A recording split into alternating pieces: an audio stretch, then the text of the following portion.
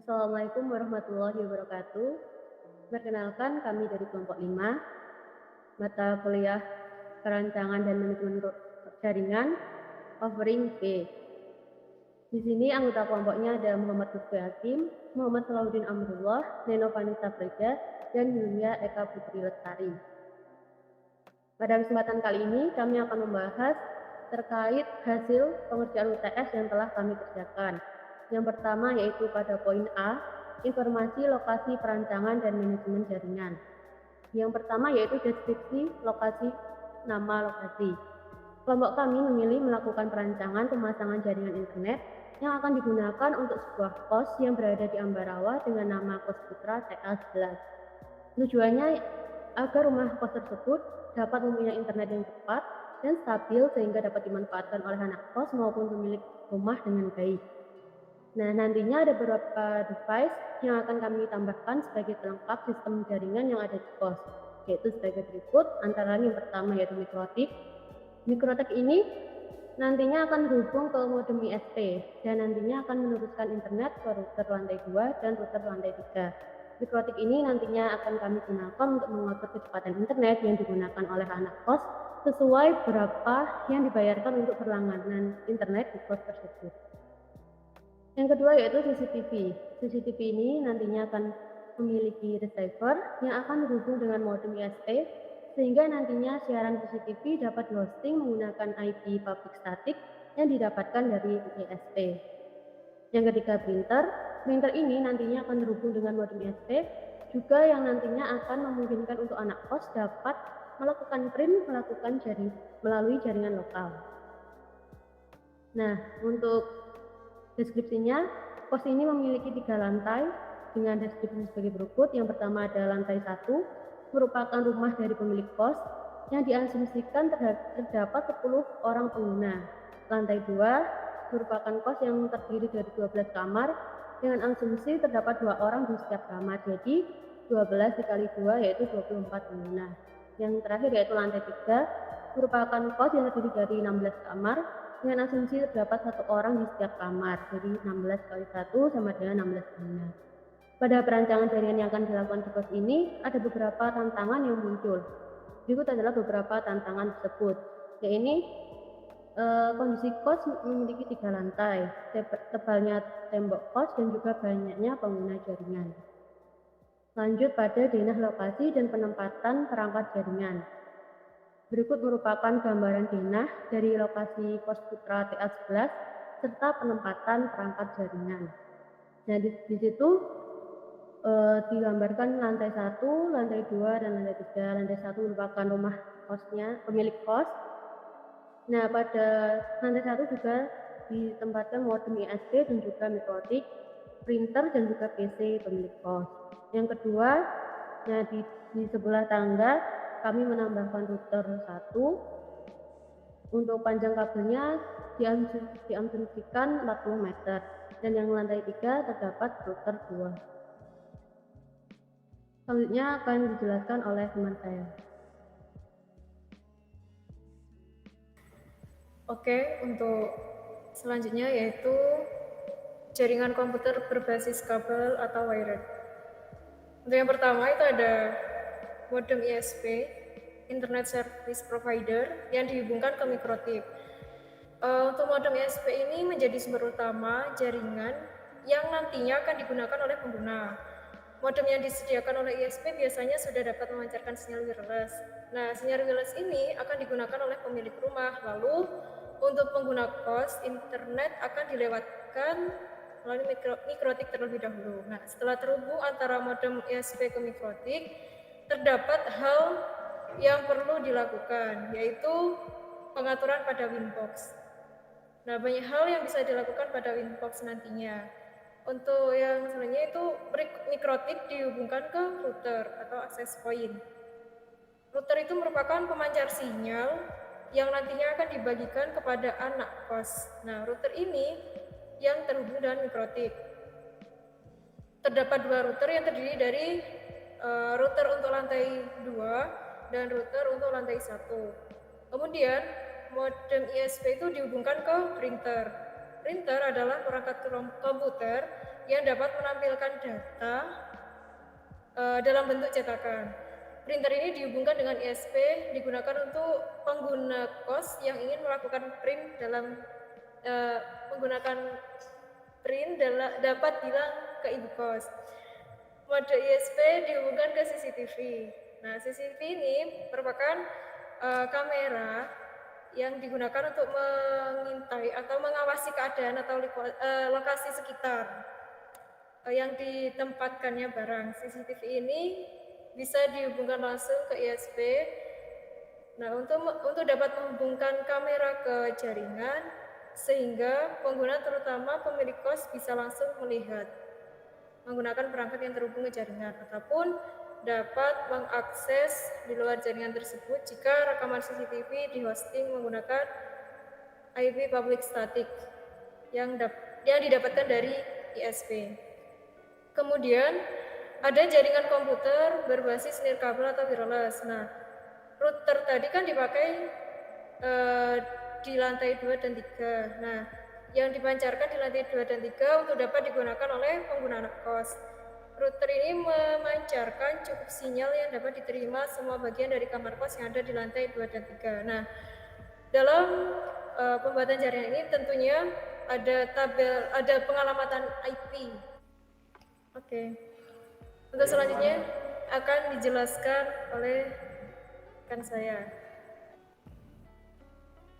Baik, sekarang adalah tabel pengamatan IP.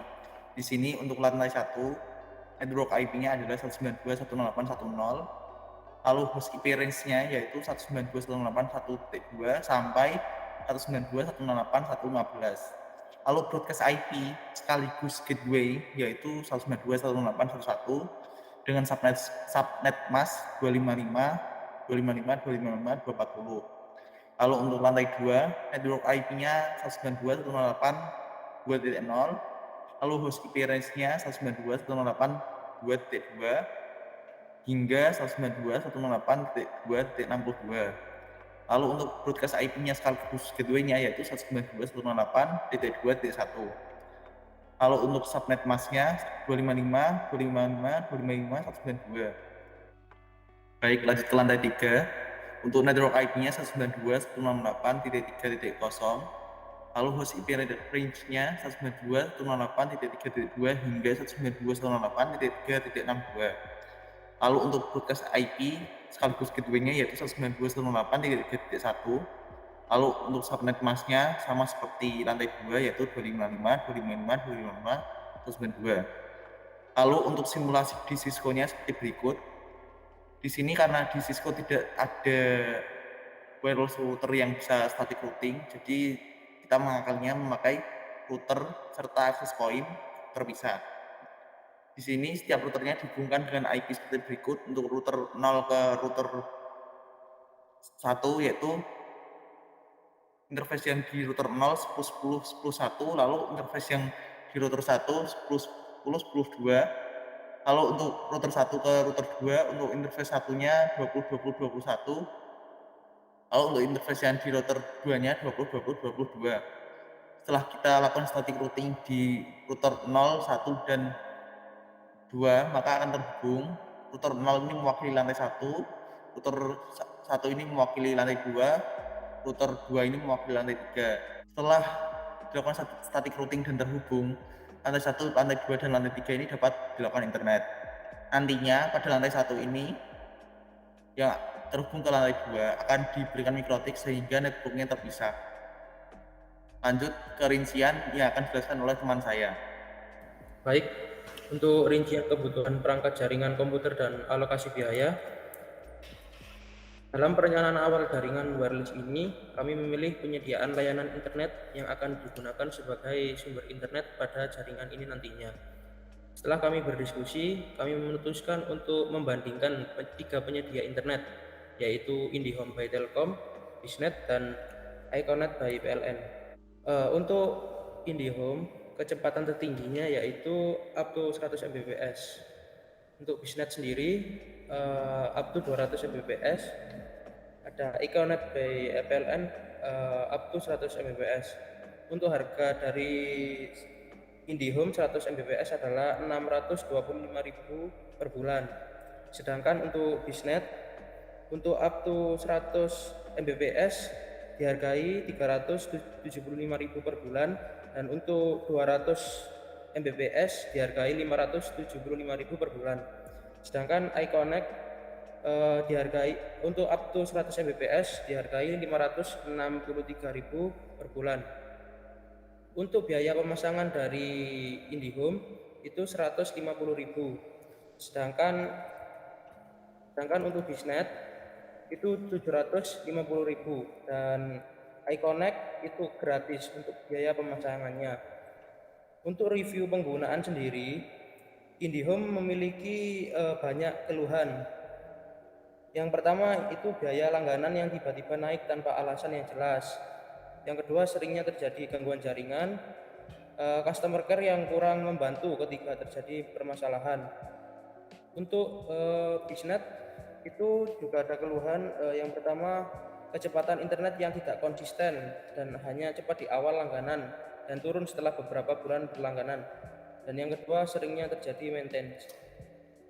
Untuk iConnect sendiri belum banyak terdapat review buruk karena masih cenderung baru. Untuk VUB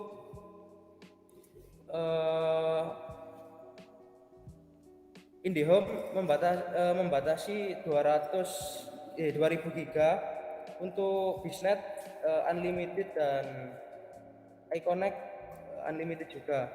Lalu setelah kami berdiskusi, kami memilih iConnect BPLN sebagai penyedia internet kami, dan kami memilih up to 100 Mbps dengan biaya 563.000 per bulan. Lalu perangkat jaringan komputer yang dibutuhkan, yang pertama kabelan Vention Cat 6, spesifikasinya sudah menggunakan teknologi Cat 6 6 yang dapat melakukan transmisi data pada jaringan lokal lebih baik dari Cat 5. Jumlah yaitu 40 meter dengan harga 520.000. Untuk pembelian kami ada di link ini. Yang kedua ada konektor LAN.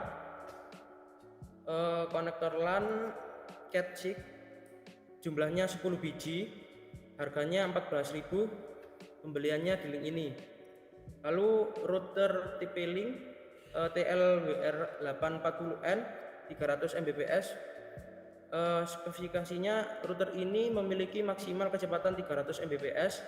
Hal ini sudah lebih dari cukup untuk penampungan penggunaan yang tersambung dan transmisi CCTV.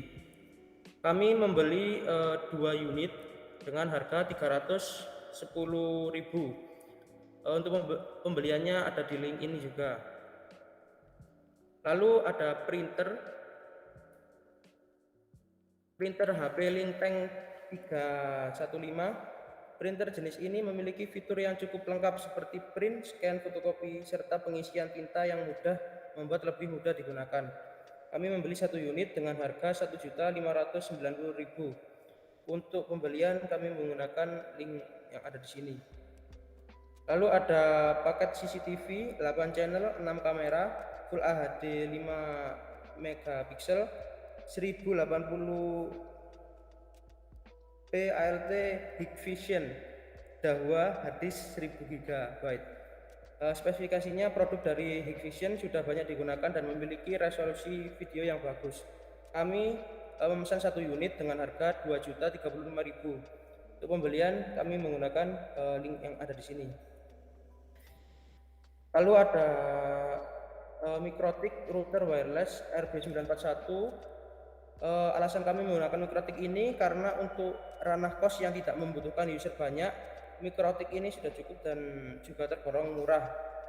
Kami memesan 1 unit dengan harga 400.000. Pembeliannya ada di link ini. Mungkin itu yang bisa kami sampaikan. Jika ada salah kata, mohon maaf. Kami tutup. Wassalamualaikum warahmatullahi wabarakatuh.